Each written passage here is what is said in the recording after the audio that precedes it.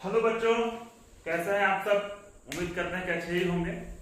और पिछले क्लास में हम लोगों ने देखा था कि 3.2 का जो फर्स्ट नंबर क्वेश्चन था, इस समीकरण दिया हुआ था और प्रतिस्थापन में जैसे x और y का मान निकालना था। ठीक है, उसको मैं देखा था। अब जो इसमें अब आगे जो क्वेश्चन दिया हुआ है सब लैंग्वेज बेस्ड क्वेश्चन है। मतलब क्या, लैंग्वेज में क्वेश्चन लिखा हुआ है, पहले उसको समीकरण में लाना है, उसके बाद आपको उसका हल करना है, जो मांगा जा रहा है उसका मान निकालना है। ठीक है, और लैंग्वेज बेस्ड क्वेश्चन बहुत ही आसान होता है, बस तो लैंग्वेज को समझ जाना है, उससे आसान क्वेश्चन कुछ होता ही नहीं है। हम लोग देखते हैं फिलहाल देखते हैं 3.2 का सेकंड नंबर क्वेश्चन जो दिया हुआ था। क्या दिया हुआ था?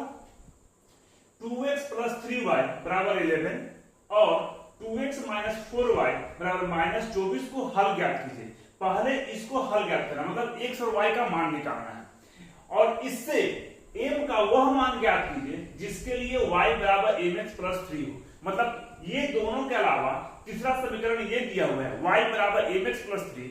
ठीक है, और इससे हमको इस m का मान निकालना है। ठीक है, तो इस m का मान निकालने के लिए पहले हमको x और y का मान निकालना हो, और x और y का मान किससे निकलेगा? ये जो दोनों समीकरण दिया हुआ है। ठीक है, तो हम शुरू करते हैं बनाने के लिए।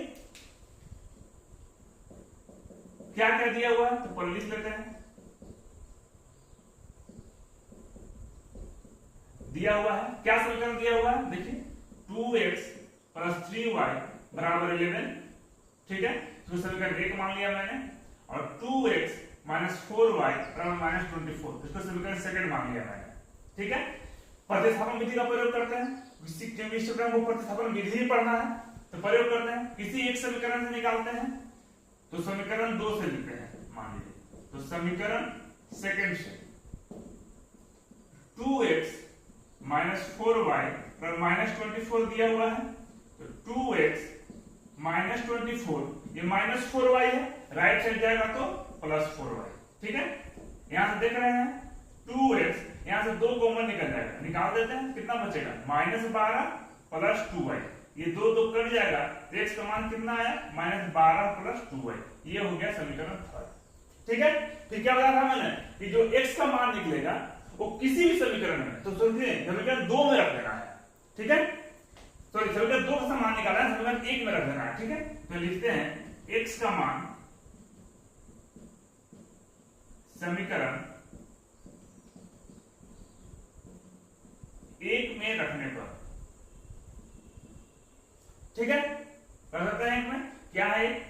2x + 3y = 11, तो 2x का मान मैंने कितना निकाला है? -12 + 2y, यहां लिखिए -12 + 2y + 3y बराबर कितना है? -11।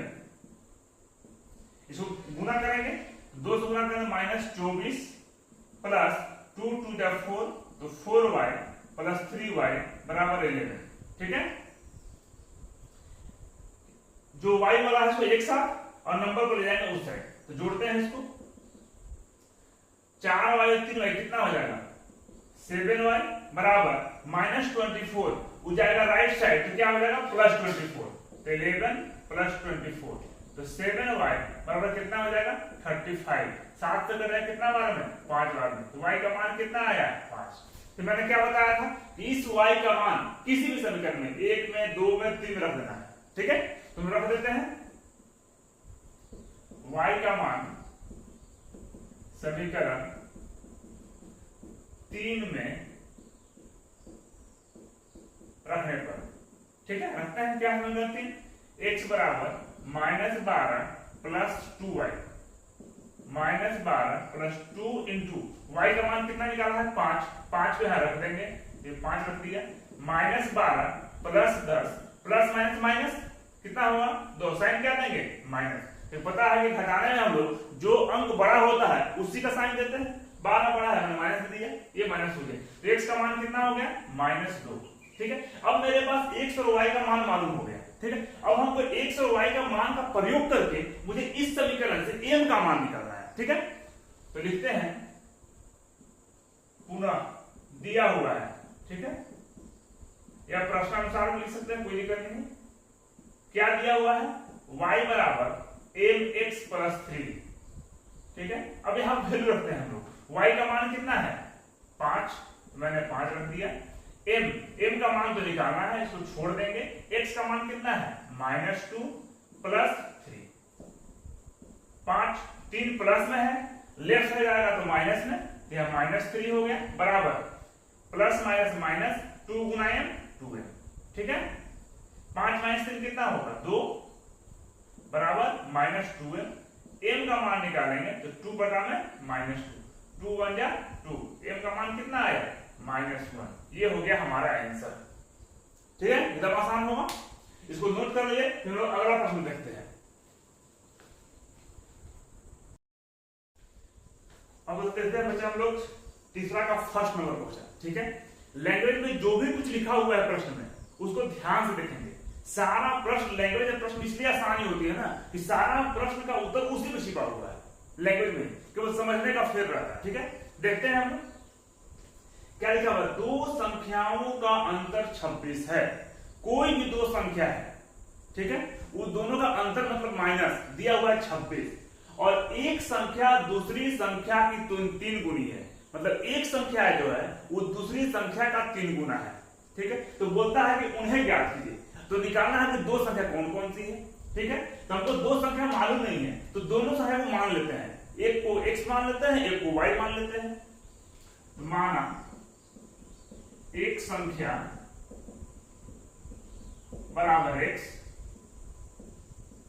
दूसरी संख्या बराबर y मान लिया।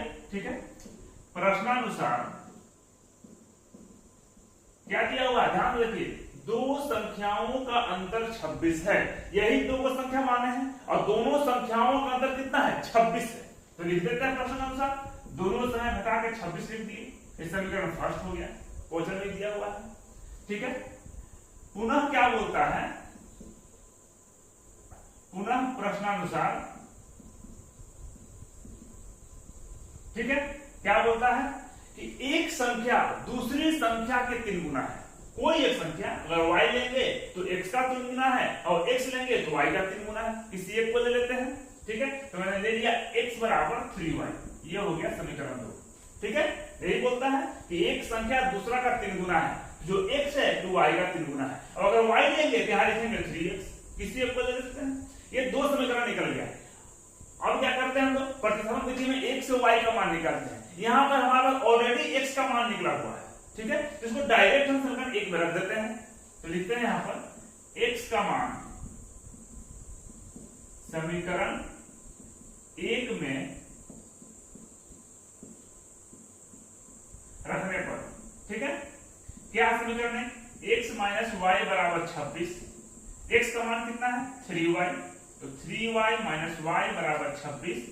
जिसको घटा देंगे तो कितना होगा 2y बराबर 26, y बराबर 26 बटा 2, 2 से 13 भाग में, तो y का मान कितना आया 13। ठीक है, अब क्या बता दें, इस y का मान किसी भी समीकरण रख दीजिए, 1 या 2 में, तो समीकरण 2 ज्यादा आसान लग रहा है, इसी में रख देते हैं। यहां क्या लिखेंगे, y का मान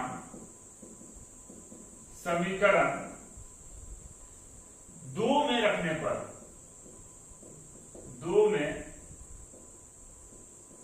रखने पर, ठीक है, समीकरण 2 क्या है, x बराबर 3y, तो 3 गुना y का मान मैंने क्या निकाला है 13, यहां लिख दिया 13, तो 13 दिया कितना हो गया 39, ये x का मान हुआ। ठीक है, y का मान कितना हुआ 13, x का मान कितना हुआ 39। आप खुद देखिए, क्वेश्चन जांच ही हो जाएगा, मैंने जो बनाया सही बनाया है गलत बनाया है। क्या बोला, दो संख्याओं का अंतर 26 है, यही दो का संख्या निकला। ये दोनों संख्या को आप माइनस करके देखिए 26 आता है कि नहीं, तो 39 माइनस 13 कितना हो गया 26, तो जो निकाला सही निकाला है। दूसरा क्या बोलता है, एक संख्या दूसरी संख्या की 3 गुनी है। देखिए एक संख्या 39 जो है, दूसरी संख्या 13, तो 3 गुना है कि नहीं है, 13 का पहाड़ा पढ़िए, 13 कम 13, 13 26, 13 3 39, 3 बार में, मतलब इसका 3 गुना है ना। मतलब जो भी आंसर निकाल रहे हैं वो आंसर सही निकाला है। ठीक है, इसको नोट कीजिए, हम अगला प्रश्न पर बढ़ते हैं।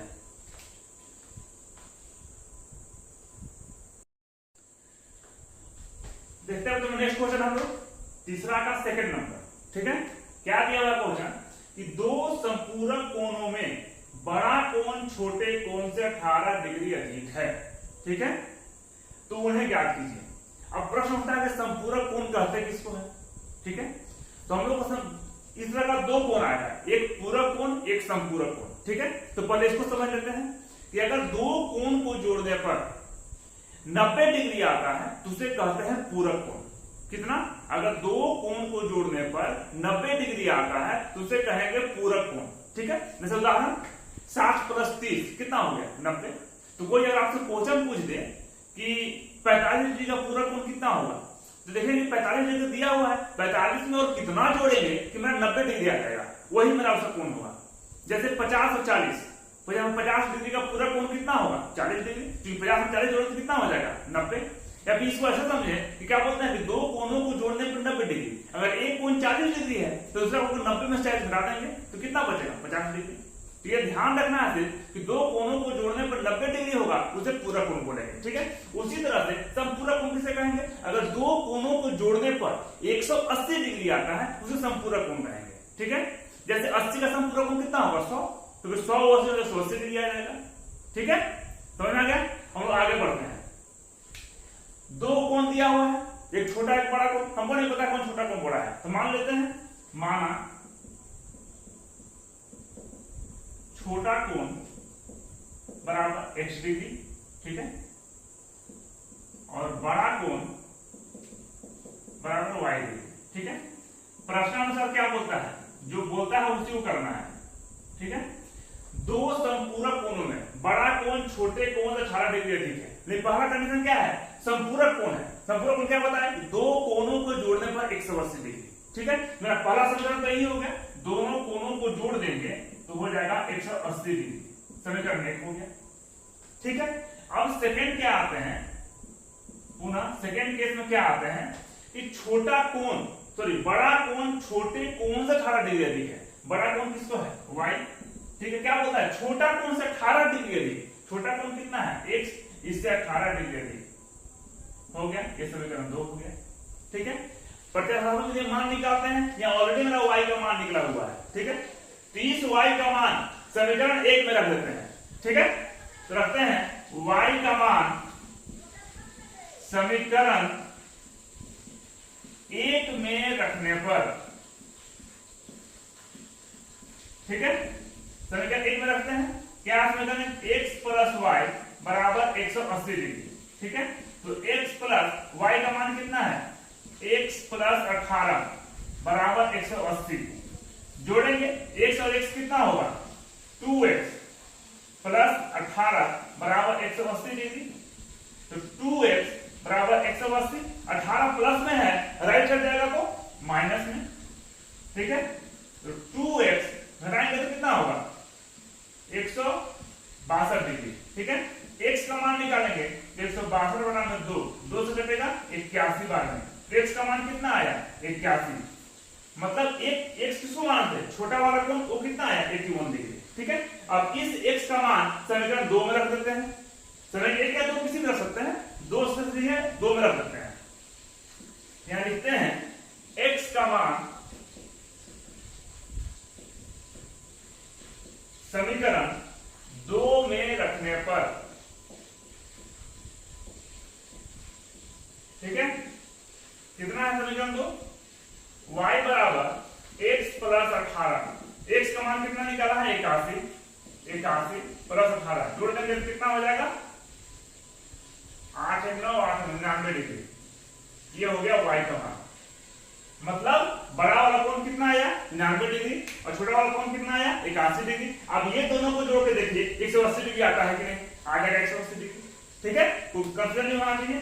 अब आगे बढ़ते हैं नेक्स्ट प्रश्न की ओर, इसको नोट कर लीजिए। हम लोग देखते हैं बच्चों अगला क्वेश्चन, तीसरा नंबर, ठीक है। क्वेश्चन क्या बोलता है? एक क्रिकेट टीम के कोच ने 7 बल्ले तथा 6 गेंद 3800 रुपया में खरीदा, ठीक है। मतलब 7 बैट और 6 गेंद सबको मिलाकर टोटल 3800 रुपया में इतना सामान खरीदा, ठीक है। अगला क्या बोलता है? बाद में उसने 3 बल्ले तथा 5 गेंद को 1750 रुपया में खरीदा। तो आपको एक बैट और एक बॉल का दाम निकालना है, ठीक है। तो पहले हम लोग क्या करते हैं? मान लेते हैं, किसी एक को मान लीजिए, बल्ले को x मानिए तो गेंद को y, और गेंद को x मानेंगे तो बल्ले को y, जिसको आप इच्छा करें तो लिखते हैं माना एक बल्ले का दाम बराबर x रुपया। ठीक है, उसी तरह से माना एक गेंद का दाम कितना होगा y रुपया। डॉट का मतलब मालूम होगा आपको, जो ऊपर लिखा है वही चिन्ह लिखेगा होगा, डॉट का मतलब यही है। ठीक है, अब आते हैं प्रश्नानुसार। प्रश्नानुसार पहला कंडीशन में केस फर्स्ट में क्या दिया हुआ है कि 7 बल्ला और 6 गेंद, तो एक बल्ला का दाम x रुपया, तो 7 बल्ला का दाम 7x रुपया, गुना कर देंगे तो 7x प्लस 6 गेंद, तो एक गेंद का दाम y रुपया, तो 6 गेंद का दाम 6y, तो 6y। अब इतना टोटल मिलाकर जो रुपया हो किसके बराबर है 3800 के बराबर है। ये समीकरण 1 हो गया। ठीक है, उसी तरह से समीकरण 2 क्या बोलता है, यहां लिखेंगे केस सेकंड क्या बोलता है कि 3 बल्ला और 5 गेंद। ठीक है, तो एक बल्ला का दाम x रुपया, तो 3 बल्ला का दाम 3x प्लस 5 गेंद, एक गेंद का दाम y रुपया, तो 5 गेंद का दाम 5y रुपया बराबर 1750, समीकरण 2। ठीक है, फिर हमें वही करना है, बनाना है प्रतिस्थापन विधि से, सबको पता है। इसमें क्या करते हैं कि दोनों में से किसी एक समीकरण से x तथा y का मान निकालते हैं। ठीक है, दोनों निकालते हैं समीकरण 2 से, समीकरण 2 से x का मान निकालना है 3x बराबर 1750, ये 5y इधर है, उधर जाएंगे माइनस 5y, तो x का मान निकालेंगे तो 1750 माइनस 5y बटा में 3, ये हो गया समीकरण 3। ठीक है, अब इस x का मान हम समीकरण 1 में रख देंगे, यहां लिखेंगे x का मान समीकरण 1 में रखने पर, ठीक है, एक क्या है 7x। ठीक है, x का मान कितना निकाला है 1750 माइनस 5y बटा में 3, x का मान हो गया प्लस 6y इक्वल टू 3800 रुपया। ठीक है, आगे हल करेंगे इसको गुना करते हैं, तो गुना जब करेंगे तो 7 शून्य 7 5 35 के 5 3 7 49 3 52 का 2 5 7 7 5 12 12 250 माइनस 35y बटा में 3 प्लस 6y बराबर 3800। ठीक है, अब क्या करेंगे लघुत्तम ले लेते हैं, तो कितना हो जाएगा 12250 माइनस 35y गुना करेंगे तो 18y, अब बटा में कितना हो जाएगा 3 बराबर 3800। 12250 देखिए माइनस प्लस माइनस घटाएंगे तो कितना बचेगा माइनस 17y, और 3 से गुना कर देंगे बटा में 1 से गुना करना सेम आएगा, यही चीज जिसको ऊपर ही हल कर दिए, दोनों सेम जात का है, y है यहाँ पे y है, घटा दिए माइनस 17y हो गया। 3 को गुना करेंगे उससे 3 शून्य 0 3 24 के 4 2 3 3 9 2 11 है 400।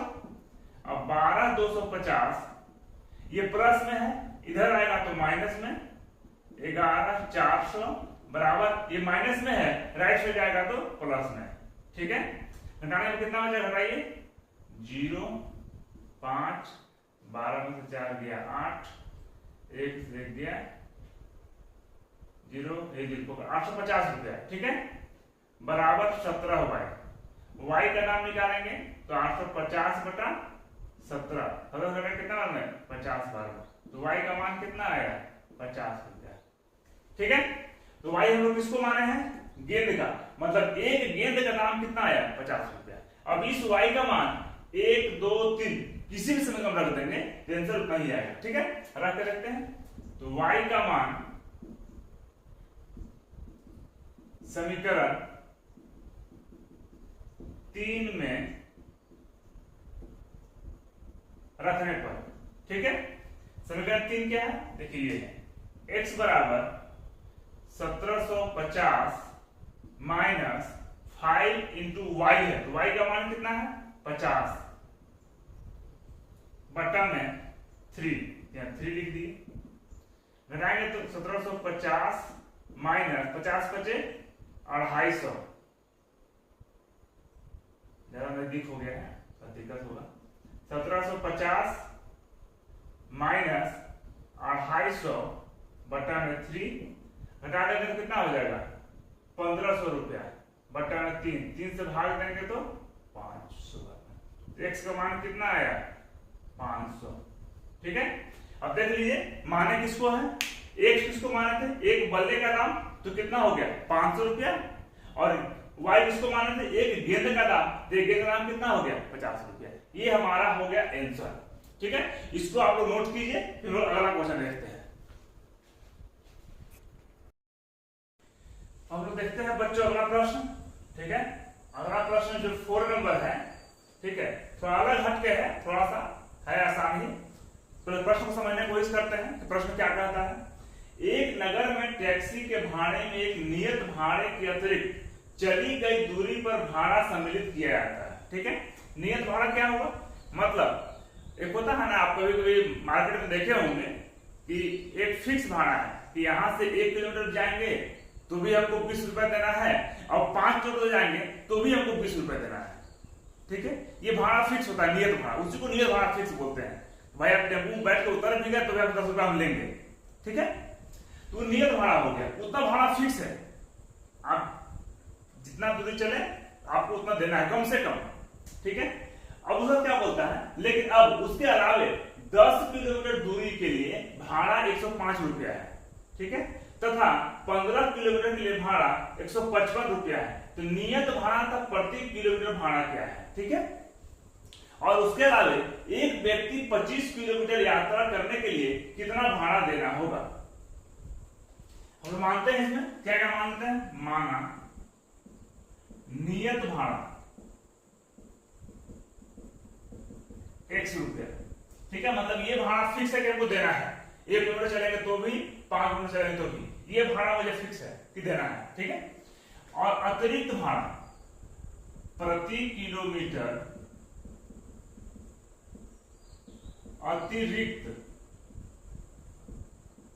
अतिरिक्त भाड़ा मान लिया वाई रुपये दिया हुआ है ना, कि अतिरिक्त चली गई दूरी पर भाड़ा कितना, उतना जो नियत भाड़ा फिक्स है, उसके अलावा जितना किलोमीटर एक्स्ट्रा चलेंगे उसके लिए हम वाई का मान लिए, प्रत्येक किलोमीटर का वाई रुपया लगेगा। अब आते हैं प्रश्नानुसार। प्रश्न के अनुसार क्या आते हैं, केस फर्स्ट क्या बोलता है कि 10 किलोमीटर दूरी के लिए भाड़ा 105 रुपया है, 10 किलोमीटर के लिए, लेकिन क्या बताया कि जो नियत भाड़ा है वो हमको लगेगा, तो नियत भाड़ा कितना है 100 रुपया, तो ये 100 रुपया हमको देना है किसी भी कीमत पर। इसके अलावे हम जो चल रहे हैं 10 किलोमीटर उसका भाड़ा अलग से देना है। तो जो एक्स्ट्रा चल रहे हैं नियत भाड़ा के, नियत किलोमीटर के अलावा, तो जो प्रत्येक किलोमीटर कितना रुपया है वाई रुपया, और चल कितना रहा है 10 किलोमीटर, तो 10 वाई कितना हो जाएगा प्लस 10 वाई, ये दोनों मिलाकर कितना है 105 रुपया। ये हो गया समीकरण 1।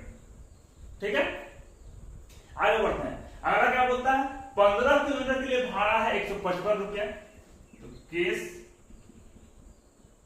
सेकंड क्या बोलता है 15 किलोमीटर के लिए, तो क्या बताया था नियत भाड़ा जो एक्स माने हैं वो मेरा भाड़ा रहेगा, तो नियत भाड़ा तो जोड़ना ही जोड़ना है कितना रुपया, प्लस अब बोलता है 15 किलोमीटर, जो अब नियत भाड़े के अलावा जो हम चल रहे हैं 15 किलोमीटर, ठीक है, उसमें क्या है कि 1 किलोमीटर का दाम है वाई रुपया, ठीक है ना, प्रति किलोमीटर अतिरिक्त भाड़ा वाई रुपया, और चल कितना रहा है 15 किलोमीटर, तो कितना रुपया हो जाएगा 15 वाई, और जोड़ देंगे कितना रुपया होना चाहिए 155। ये हो गया समीकरण 2। ठीक है, समीकरण 1 या 2 में से किसी से भी जो प्रोसेस वही करते हैं, एक्स का मान निकालते हैं, तो समीकरण 1 से ले लेते हैं, समीकरण 1 से एक्स का मान निकालना डायरेक्ट, तो 105, यहाँ 10 वाले प्लस में है, राइट साइड जाएगा तो माइनस में, ये हो गया समीकरण 3। ठीक है, अब हम लोग करना क्या है, इस x का मान समीकरण 2 में रख देना है, तो लिखेंगे x का मान समीकरण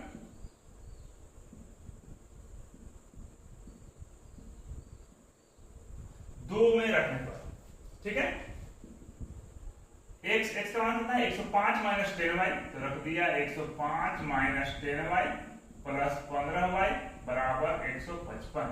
ठीक है, आगे बढ़ते हैं।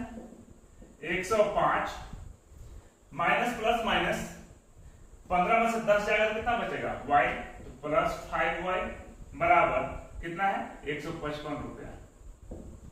5y को रहने देंगे, अंक को एक तरफ, 105 प्लस में है, राइट साइड जाएगा तो माइनस में। ठीक है, तो 5y बराबर राइट में कितना बचेगा 50, और y का मान 50/5, 5 से 10 रुपया, तो y बराबर कितना हो गया 10। ठीक है, मतलब जो अतिरिक्त किलोमीटर चल रहे हैं प्रति किलोमीटर 10 रुपया देना पड़ रहा है। ठीक है, अब इसी y का मान किसी भी समीकरण में 1 2 3 जिसे मन करे, ठीक है, तो y का मान समीकरण 3 में रखने पर 3 क्या है x बराबर 105 माइनस 10y। ठीक है, 105 माइनस 10, y का मान कितना है 10 रुपया। ठीक है, सॉरी माइनस, तो 105 माइनस 100 कितना हो गया 5 रुपया। तो 5 हम लोग किसको माने हैं नियत भाड़ा, मतलब आप 1 किलोमीटर चले या 2 किलोमीटर चले, ये भाड़ा जो 5 फिक्स है ये देना है। ठीक है, तो ये निकल गया 5 रुपया। ठीक है, ये निकल गया दोनों में आंसर। अब हम आगे देखिए, उसमें क्वेश्चन ऐड किया है क्या कि एक व्यक्ति को 25 किलोमीटर यात्रा करने में कितना भाड़ा देना पड़ेगा। ठीक है, 25 किलोमीटर के लिए देय भाड़ा कितना देना पड़ेगा, सेम चीज, नियत भाड़ा तो हमको देना ही है। ठीक है, उसके अलावे 38 किलोमीटर अब दानो वायु चल कितना रहा है 25 किलोमीटर, तो कितना हो जाएगा 25 हुआ। वैल्यू उठा रही है सबका, x का मान कितना है 5 प्लस 25 गुना y का मान कितना है 10, 5 प्लस 25 दहाई 250, जोड़ देंगे तो 255 रुपया आंसर। मतलब उस आदमी को जो है 255 रुपया देना पड़ेगा 25 किलोमीटर चलने के लिए। ठीक है, इसको नोट कर लीजिए। मैं बार बार बोलता हूं, किसी को समझ में ना आए किसी जगह पर वीडियो बार बार देखने के बाद भी, तो कमेंट बॉक्स में कमेंट जरूर करें कि सर समझ में नहीं आया, मैं उसको फिर से अगली वीडियो बना दूंगा। ठीक है, इसको नोट कर लीजिए, फिर हम आगे बढ़ते हैं।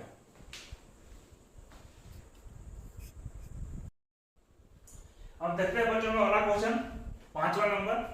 ठीक है, ये भी क्वेश्चन था अलग टाइप का मिला है, पहली बार ये क्वेश्चन आप लोगों को। ठीक है, ये है बहुत ही आसान। देखते हैं, पहले क्वेश्चन को समझते हैं।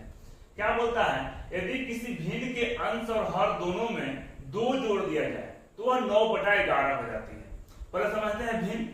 तो भिन्न तो क्या, जिस किसी को बट्टा में लिखा भिन्न हो गया, जैसे उदाहरण ये 3 हो गया, ये भी भिन्न है क्योंकि बट्टा में कुछ नहीं है तो 1 है। ये 2/5 लिखा हुआ है तो ये भिन्न है।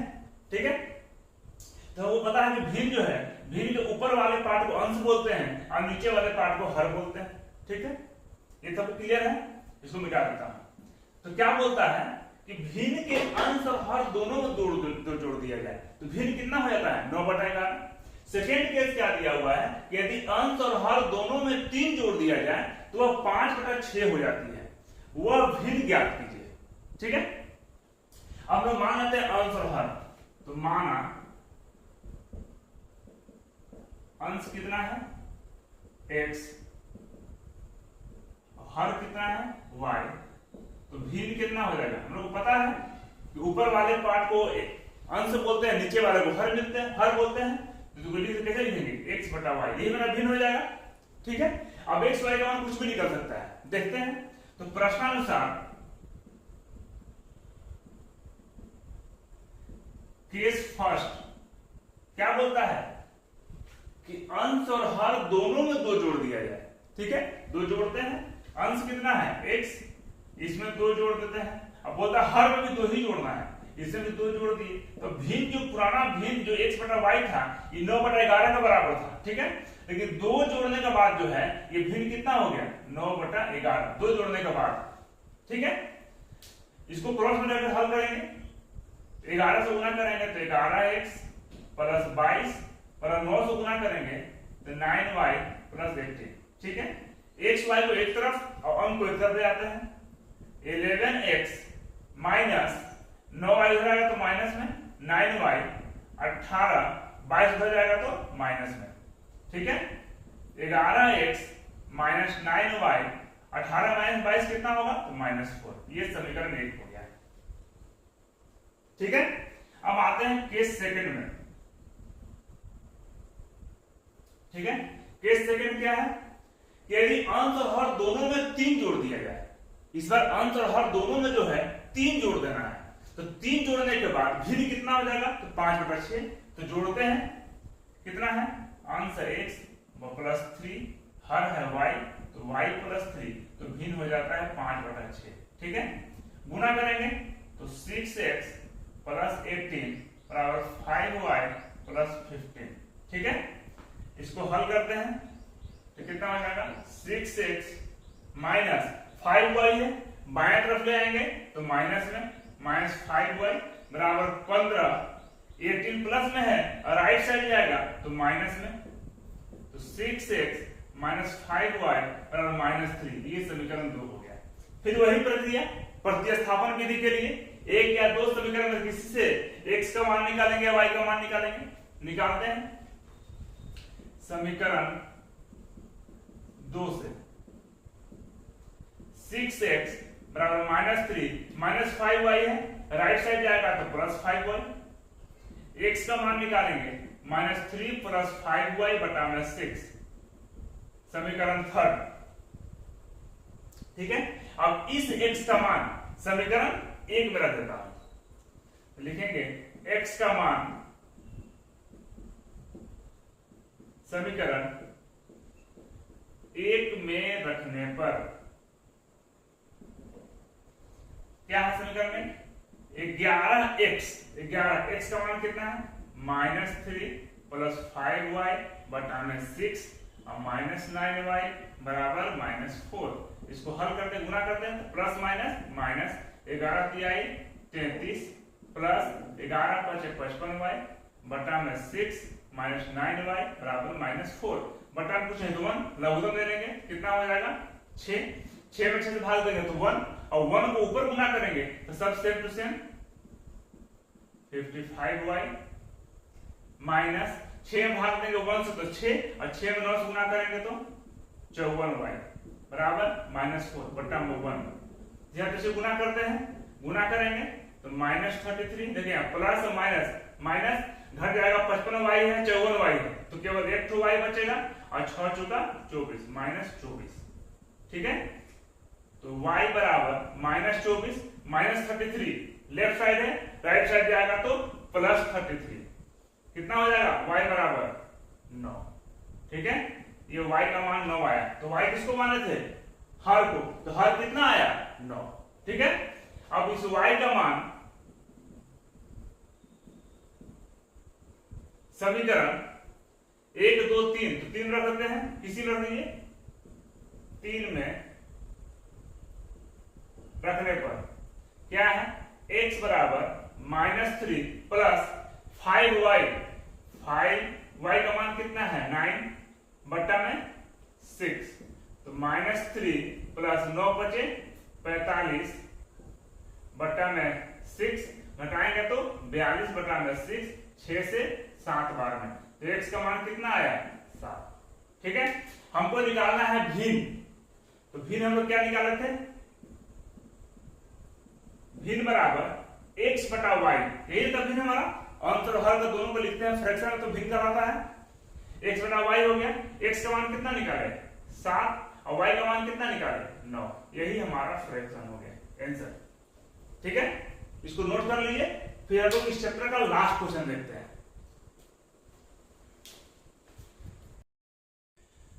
अब देखते हैं बच्चों इस चैप्टर का लास्ट क्वेश्चन। ठीक है, क्या है चैप्टर लास्ट क्वेश्चन कि 5 वर्ष बाद जैकब की आयु उसके पुत्र की आयु से 3 गुनी हो जाएगी।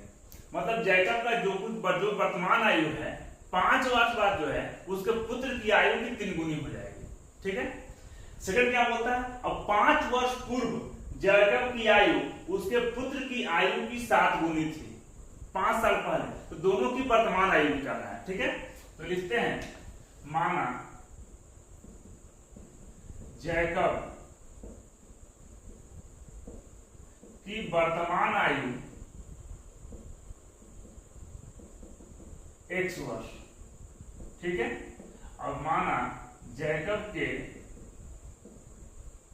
पुत्र की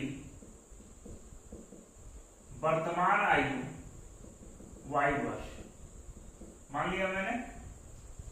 ठीक है, जैकब की आयु x वर्ष, जैकब के पुत्र की आयु y वर्ष। अब केस फर्स्ट में क्या बोलता है प्रश्न आंसर कि 5 वर्ष बाद, तो पहले 5 वर्ष बाद दोनों की आयु कितना है उसको निकालते हैं। तो लिखते हैं 5 वर्ष बाद जैकब की आयु कितना हो जाएगा, तो जितना लोग वर्तमान से 5 साल जोड़ देंगे। उदाहरण मेरी उम्र अभी 10 साल है। ठीक है, तो 5 वर्ष बाद कितना होगा, 5 जोड़ देंगे तो हो जाएगी 15 साल। यहां भी सेम चीज है, जैकब की वर्तमान आयु x वर्ष है, 5 साल बाद उसकी आयु कितनी होगी, तो x में 5 जोड़ दूंगा तो हो जाएगा x + 5 वर्ष। ठीक है, उसी तरह से 5 वर्ष बाद जैकब के पुत्र की आयु कितना हो जाएगा, y + 5 वर्ष। उसके पुत्र 5 वर्ष जोड़ दिए। ठीक है, हो गया y + 5 वर्ष। अब क्या बोलता है, देखिए अब कंडीशन लगाते हैं कि 5 वर्ष बाद जैकब की आयु उसके पुत्र की आयु से 3 गुनी हो जाएगी। ठीक है, जैकब की आयु बोलता है 5 साल के बाद, ये हुआ है 5 साल, उसका पुत्र का जितना आयु है उससे 3 गुना हो जाएगा, इसमें 3 से गुना कर देंगे। ठीक है, अब इसको हल करते हैं, x + 5 बराबर 3 से गुना करेंगे तो 3y + 3 बचे 15, x y को एक तरफ, x 3y लेफ्ट साइड आएगा तो -3y, और 15 5 हो जाएगा तो -5। ठीक है, तो x - 3y बराबर 10, ये समीकरण 1 हो गया। ठीक है, उसी तरह से केस सेकंड में क्या बोलता है, 5 वर्ष पूर्व, तो पहले दोनों की 5 साल पहले की आयु निकालते हैं। तो लिखेंगे जैकब के 5 वर्ष पहले की आयु कितना हो जाएगा, जिस तरह से 5 वर्ष बाद की आयु पूछा था तो वर्तमान आयु में 5 साल जोड़ दिए थे, तो यहां भी सेम चीज है, 5 वर्ष पहले की आयु पूछ रहा है तो वर्तमान आयु में 5 साल घटा देंगे। तो लिखते हैं x - 5 वर्ष। ठीक है, ये लिखिए। उसी तरह जैकब के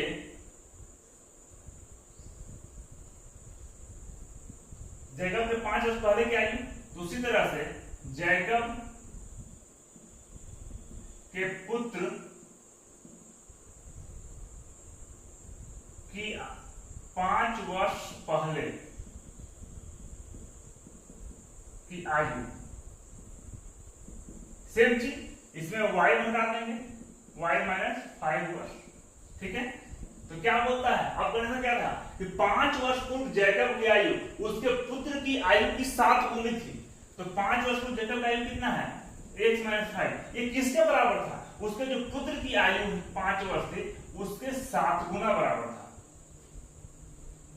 ठीक है, इसको हल करते हैं, x - 5 7 से गुना करेंगे तो 7y - 35, ये x 7y को लेफ्ट साइड जाएगा तो -7y और -35 + 5 जाएगा तो x - 7y हटाएंगे तो -30, ये हो गया समीकरण 2।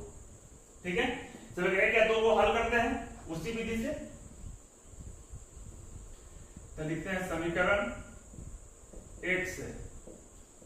ठीक है, 1 से निकालते हैं क्या है, x - 3y = 10, तो x बराबर 10 -3y उधर जाएगा तो +3y, समीकरण 3 हो गया। अब इस x का मान समीकरण सेकंड कर सकते हैं, तो लिखेंगे x का मान समीकरण सेकंड में रखने पर रख देते हैं, x का मान क्या है 10 प्लस 3y, रख दिया x की जगह पर, फिर माइनस 7y बराबर minus 30, 10 plus plus minus minus घटाएंगे तो कितना बचेगा माइनस 4y बराबर minus 30, minus 4y minus 30 plus 10, right side जाएगा तो माइनस 10, माइनस 4y, इसको हटाएंगे तो minus minus minus plus add हो जाएगा तो कितना होगा माइनस 40, माइनस माइनस कट जाएगा, 4 से कटेगा 10 बार में, तो y का मान कितना हो गया 10। ठीक है, तो y हम लोग किसको माने थे, उसके जैकब के पुत्र की वर्तमान आयु, तो जैकब के पुत्र की वर्तमान आयु कितनी निकल गई 10 वर्ष। ठीक है, अब हम लोग इस y का मान समीकरण 1 2 3 जिसमें इच्छा हो रख देते हैं। ठीक है, तो y का मान समीकरण 3 में रखने पर, ठीक है, 3 क्या है x बराबर 10 प्लस 3y, तो 10 प्लस 3 इंटू y का मान कितना है 10, तो 10 प्लस 10 दिया 30 और जोड़ेंगे तो 40, x का मान कितना हो गया 40 वर्ष, मतलब जैकब की वर्तमान आयु क्या है 40 वर्ष। ये हो गया हमारा आंसर। ठीक है, और इसके साथ साथ हमारा चैप्टर 3.2 भी खत्म हो गया जो था प्रतिस्थापन विधि से। अब हम लोग अगला जो समीकरण हल करने की जो विधि है वो है विलोपन विधि। ठीक है, जिसका हम लोग नेक्स्ट वीडियो में देखेंगे कि विलोपन विधि से समीकरण को हल कैसे करते हैं, x y का मान कैसे निकालते हैं। ठीक है, तो बच्चों हम लोग मिलते हैं नेक्स्ट वीडियो में। इससे पहले आप मेरे चैनल को सब्सक्राइब जरूर करें, लाइक भी करें और कमेंट भी करें। ठीक है बच्चों, मिलते हैं नेक्स्ट वीडियो में। धन्यवाद।